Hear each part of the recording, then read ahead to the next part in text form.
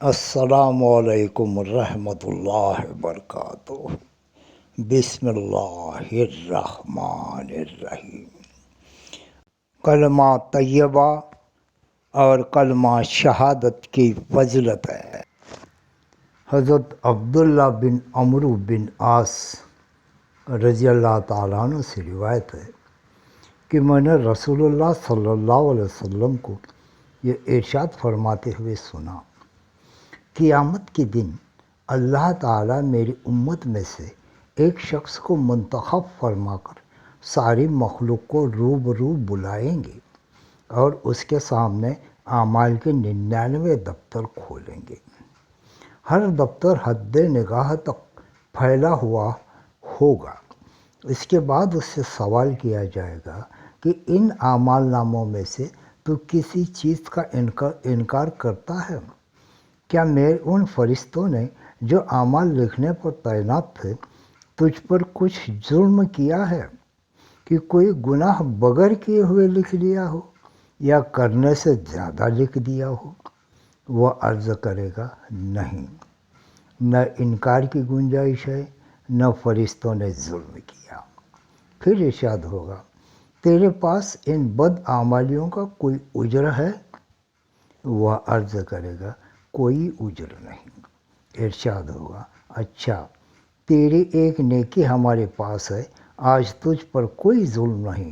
پھر کاغذ کا ایک پرزہ نکالا جائے گا جس میں اشہد ان لا الہ الا اللہ و اشہد ان محمدً عبدہ و رسولہ لکھا ہوا ہوگا۔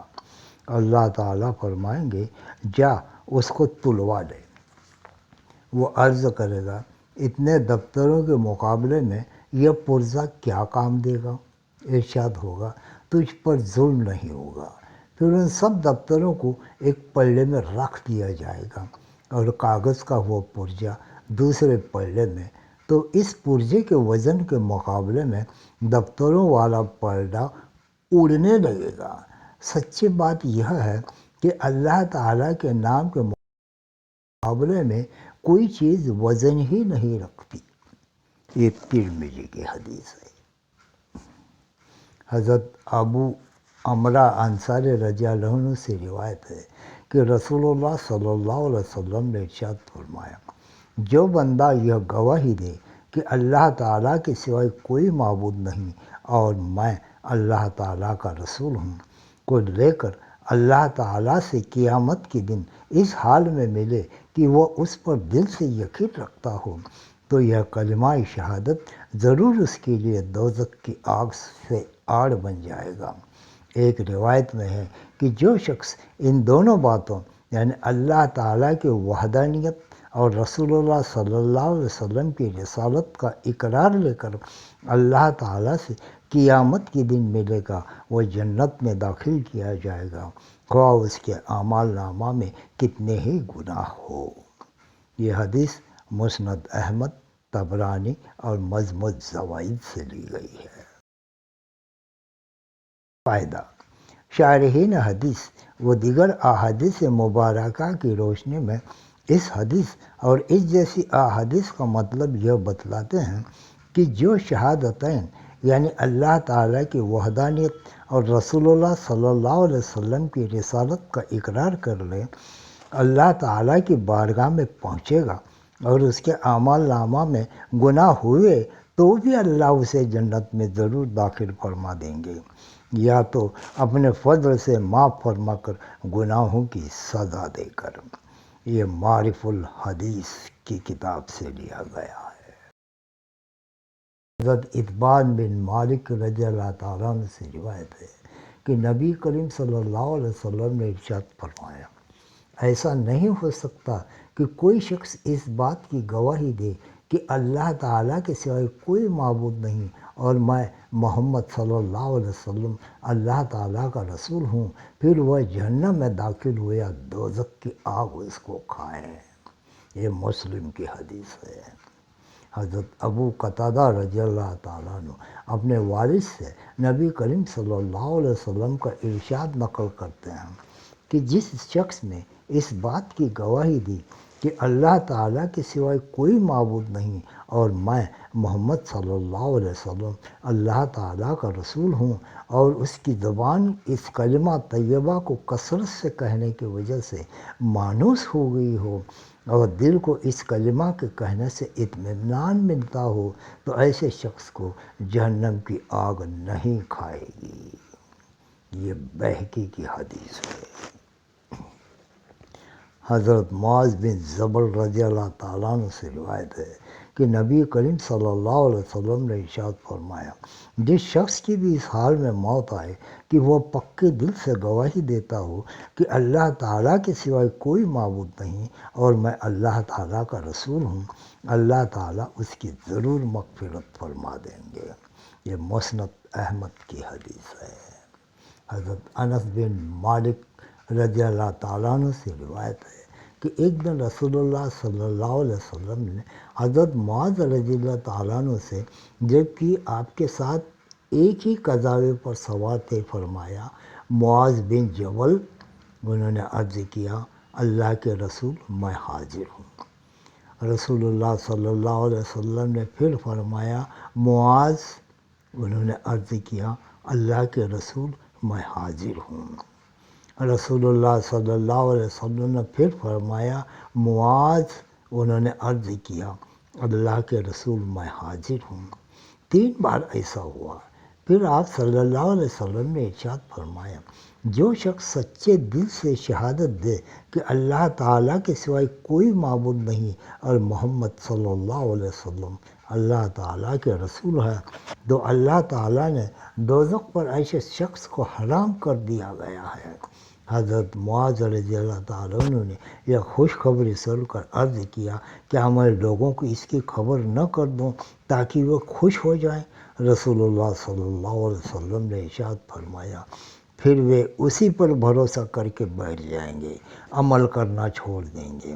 حضرت انس فرماتے ہیں کہ حضرت معاذ رضی اللہ تعالیٰ عنہ نے آخرکار اس خوف سے کہ حدیث چھپانے کا گناہ نہ ہو، اپنے آخری وقت میں حدیث لوگوں کو بیان کر دی تھی۔ یہ بخاری شریف کی حدیث ہے۔ فائدہ: جن حدیثوں میں صرف لا الہ الا اللہ محمد رسول اللہ کے اقرار پر دوزخ کی آگ کا حرام ہونا مذکور ہے، شارحین نے اس جیسی احادیث کے 2 مطلب بیان کیے ہیں۔ ایک تو یہ کہ دوزخ کے ابدی عذاب سے نجات مراد ہے، یعنی کفار و مشرکین کی طرح ہمیشہ ان کو دوزخ میں نہیں رکھا جائے گا، گو برے اعمال کی سزا کے لیے کچھ وقت دوزخ میں ڈالا جائے۔ دوسرا مطلب یہ ہے کہ لا الہ الا اللہ کی شہادت پورے اسلام کو اپنے اندر سمیٹے ہوئے ہے۔ جس نے سچے دل سے اور سوچ سمجھ کر یہ شہادت دی، اس کی زندگی مکمل طور پر دین اسلام کے مطابق ہوگی۔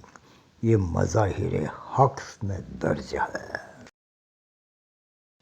حضرت ابو ہریرہ رضی اللہ تعالیٰ عنہ سے روایت ہے کہ رسول اللہ صلی اللہ علیہ وسلم نے ارشاد فرمایا، میری شفاعت کا سب سے زیادہ نفع اٹھانے والا وہ شخص ہوگا جو اپنے دل کے خلوص کے ساتھ لا الہ الا اللہ کہے۔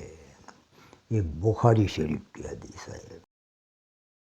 حضرت فیعار جہنی رضی اللہ تعالیٰ عنہ سے روایت ہے کہ رسول اللہ صلی اللہ علیہ وسلم نے ارشاد فرمایا، میں اللہ تعالیٰ کے یہاں اس بات کی گواہی دیتا ہوں کہ جس شخص کی موت اس حال میں آئے کہ وہ سچے دل سے شہادت دیتا ہو کہ اللہ تعالیٰ کے سوائے کوئی معبود نہیں اور میں یعنی حضرت محمد صلی اللہ علیہ وسلم اللہ تعالیٰ کا رسول ہوں، پھر اپنے اعمال کو درست رکھتا ہو، وہ ضرور جنت میں داخل ہوگا۔ یہ مسند احمد کی حدیث ہے۔ حضرت عمر بن خطاب رضی اللہ تعالیٰ عنہ فرماتے ہیں کہ میں نے رسول اللہ صلی اللہ علیہ وسلم کو یہ ارشاد فرماتے ہوئے سنا، میں ایک ایسا کلمہ جانتا ہوں جسے کوئی بندہ بھی دل کے حق سمجھ کر کہے اور ایسی حالت پر اس کی موت آئے تو اللہ تعالیٰ اس پر ضرور جہنم کی آگ حرام فرما دیں گے۔ وہ کلمہ لا الہ الا اللہ ہے۔ یہ مستدرک حاکم کی حدیث ہے۔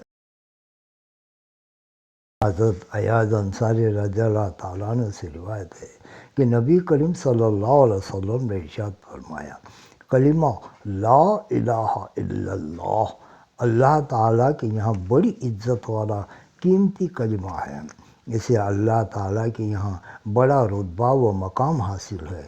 جو شخص اسے سچے دل سے کہے گا اللہ تعالیٰ اسے جنت میں داخل فرما دیں گے، اور جو اسے جھوٹے دل سے کہے گا تو یہ کلمہ دنیا میں تو اس کی جان و مال کی حفاظت کا ذریعہ بن جائے گا، لیکن کل قیامت کے دن اللہ تعالیٰ سے اس حال میں ملے گا کہ اللہ تعالیٰ اس سے باز پرس فرمائیں گے۔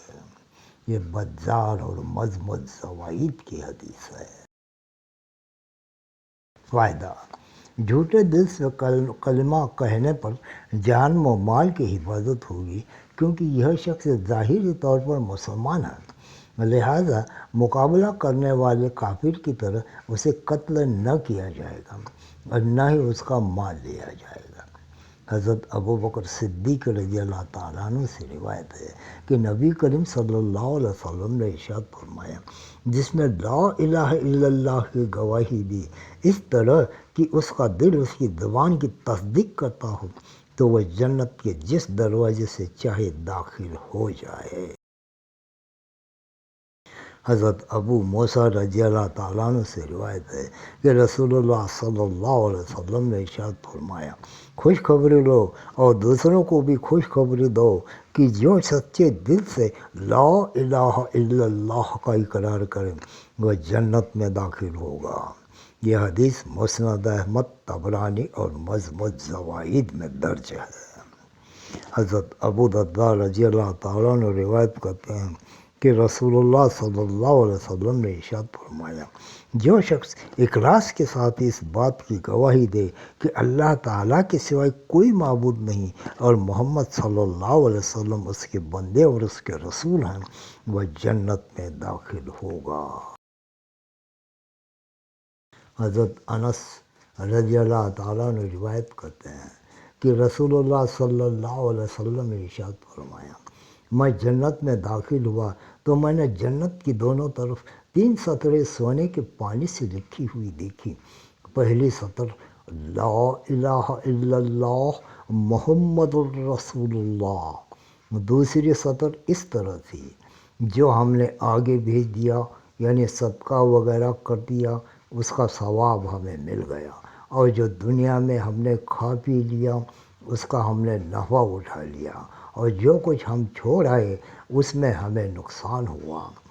تیسری سطر اس طرح سے ہے، امت گناہ گار ہے اور رب بخشنے والا ہے۔ یہ حدیث رافعی اور ابن النجار سے لی گئی ہے۔ حضرت اتبان بن مالک رضی اللہ تعالیٰ عنہ سے روایت ہے کہ رسول اللہ صلی اللہ علیہ وسلم نے ارشاد فرمایا، جو شخص قیامت کے دن لا الہ الا اللہ کو اس طرح سے کہتا ہوا آئے کہ اس کلمہ کے ذریعے اللہ تعالیٰ ہی کی رضامندی چاہتا ہو، اللہ تعالیٰ اس پر دوزخ کی آگ کو ضرور حرام فرما دیں گے۔ یہ بخاری شریف کی حدیث ہے۔ حضرت انس رضی اللہ تعالیٰ عنہ رسول اللہ صلی اللہ علیہ وسلم کا ارشاد نقل کرتا ہے، جو شخص دنیا میں اس حال میں رخصت ہوا کہ وہ اللہ تعالیٰ کے لیے مخلص تھا، جو اکیلے ہیں، جن کا کوئی شریک نہیں ہے، اور اپنے زندگی میں نماز قائم کرتا رہا اور صاحب مال تھا تو زکوٰۃ دیتا رہا، تو وہ شخص اس حال میں رخصت ہوا کہ اللہ تعالیٰ اس سے راضی تھے۔ یہ مستدرک حاکم کی حدیث ہے۔ اللہ تعالیٰ کے لیے مخلص ہونے سے مراد یہ ہے کہ دل سے فرما برداری اختیار کی ہو۔ حضرت ابو ذر رضی اللہ تعالیٰ عنہ سے روایت ہے کہ رسول اللہ صلی اللہ علیہ وسلم نے ارشاد فرمایا، یقیناً وہ شخص کامیاب ہو گیا جس نے اپنے دل کو ایمان کے لیے خالص کر لیا اور اپنے دل کو کفر و شرک سے پاک کر لیا، اپنی زبان کو سچا رکھا، اپنے نفس کو مطمئن بنایا کہ اس کو اللہ کی یاد سے اور اس کی مرضیات پر چلنے سے اطمینان ملتا ہو، اپنی طبیعت کو درست رکھا کہ وہ برائی کی طرف نہ چلتی ہو، اپنے کان کو حق سننے والا بنایا اور اپنے آنکھ کو ایمان کی نگاہ سے دیکھنے والا بنایا۔ یہ مسند احمد کی حدیث ہے۔ حضرت جابر بن عبداللہ رضی اللہ تعالیٰ عنہ سے روایت ہے، میں نے رسول اللہ صلی اللہ علیہ وسلم کو یہ ارشاد فرماتے ہوئے سنا، جو شخص اللہ تعالیٰ سے اس حال میں ملے کہ اس کے ساتھ کسی کو شریک نہ ٹھہراتا ہو، وہ جنت میں داخل ہوگا، اور جو شخص اللہ تعالیٰ سے اس حال میں ملے کہ وہ اس کے ساتھ کسی کو شریک ٹھہراتا ہو تو وہ دوزخ میں داخل ہوگا۔ یہ مسلم کی حدیث ہے۔ حضرت عبادہ بن صامت رضی اللہ تعالیٰ عنہ سے روایت ہے کہ میں نے رسول اللہ صلی اللہ علیہ وسلم کو ارشاد فرماتے ہوئے سنا، جس شخص کی موت اس حال میں آئی کہ وہ اللہ تعالیٰ کے ساتھ کسی کو شریک نہ ٹھہراتا ہو تو یقیناً اللہ تعالیٰ نے اس پر دوزخ کی آگ حرام کر دی۔ یہ حدیث عمل الیوم واللیلہ سے لیا گیا ہے۔ حضرت نواس بن سمعان رضی اللہ تعالیٰ عنہ سے روایت ہے، انہوں نے رسول اللہ صلی اللہ علیہ وسلم کو ارشاد فرماتے ہوئے سنا، جس کی موت اس حال میں آئی کہ اس نے اللہ تعالیٰ کے ساتھ کسی کو شریک نہ ٹھہرایا ہو تو یقیناً اس کے لیے مغفرت ضروری ہو گئی۔ یہ حدیث طبرانی اور مجمع زوائد میں درج ہے۔ اس ویڈیو کو لائک کریں، شیئر کریں، اپنے دوست احبابوں میں بھیج دیں اور اس کے سبسکرائب کرنا نہ بھولیں، تاکہ ہمارے لیے یہ بہت مفید ہوتا ہے یہ چینل چلانے کے لیے۔ اللہ تبارک و تعالیٰ تمہیں اور مجھے بھی اپنے رحمتوں، برکتوں اور فضل سے نوازے، دنیا میں بھی، برزخ میں بھی اور آخرت میں بھی، انشاءاللہ، آمین ثم آمین۔ اللہ تبارک و تعالیٰ سے یہ دعا ہے کہ رسول اللہ صلی اللہ علیہ وسلم نے ایک بار نصیحت فرمائی، لوگ جب سونے اور چاندی کے خزانے جمع کرنے لگ جائیں تو تم ان کلموں کو خزانہ بنا لینا، یعنی انہیں کثرت سے پڑھتے رہنا۔ اس کا ترجمہ ہے، یا اللہ، میں آپ سے ہر کام میں ثابت قدمی اور رشد اور ہدایتگی پر پختگی مانگتا ہوں، اور آپ کی نعمتوں کا شکر ادا کرنے کی توفیق مانگتا ہوں، اور آپ کی اچھی طرح عبادت کرنے کی توفیق مانگتا ہوں، اور آپ سے کفر و شرک سے پاک دل کا سوال کرتا ہوں، اور آپ سے سچی زبان کا سوال کرتا ہوں، اور آپ کے علم میں جتنی خیر ہے اسے مانگتا ہوں، اور آپ کے علم میں جتنی شر ہے اس سے پناہ مانگتا ہوں، اور میرے جتنے گناہوں کو آپ جانتے ہیں میں آپ سے ان تمام گناہوں کی مغفرت چاہتا ہوں، بے شک آپ ہی غیب کی تمام باتوں کو جاننے والے ہیں۔ یہ دعا ہم نے تفسیر ابن کثیر سے لی ہے۔ اللہ تبارک و تعالیٰ تمہیں اور مجھے بھی ان حدیثوں پہ عمل کرنے کی توفیق عطا فرمائے، اور یہ جو کلمات کے خزانے ہیں، جب یہ دنیا سونے چاندی کے خزانے جمع کرنے میں لگ جائے تو اللہ تبارک و تعالیٰ نے یہ کلموں کے خزانے ہم لوگوں کو بتا دیے ہیں، انہیں کثرت سے پڑھتے رہنا۔ اللہ تبارک و تعالیٰ تمہیں اور مجھے بھی اپنے رحمتوں سے برکتوں سے نوازے، دنیا میں بھی، برزخ میں بھی اور آخرت میں بھی، انشاءاللہ، آمین۔ اللہ حافظ۔